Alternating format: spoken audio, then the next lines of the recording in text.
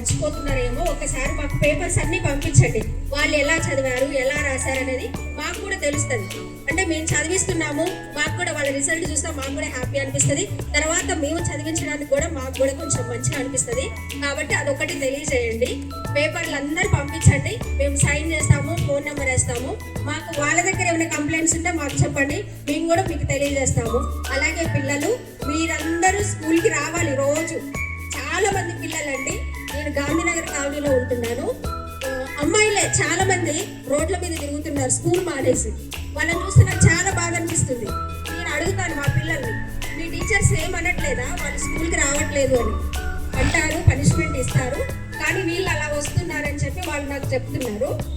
అమ్మాయిలు మీరందరూ జాగ్రత్తగా ఉండాలి, ఎవరిని పడితే వాళ్ళని నమ్మొద్దు, బాగా చదవండి. చదువుకుంటేనే లైఫ్ ఉంటుంది ఎవరికైనా సరే. ఇప్పుడు మీ పేరెంట్స్ చూస్తున్నారు కదా, వాళ్ళు చదువుకోకనే పనికి వెళ్తున్నారు.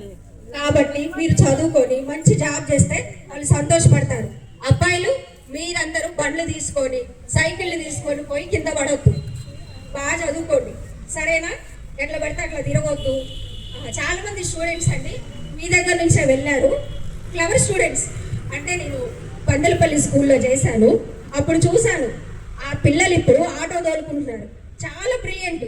కాకపోతే వాడు ఇప్పుడు ఆటో తోలుకుంటున్నాడు, తర్వాత వాడికి ఫ్యూచర్ ఏముండదు.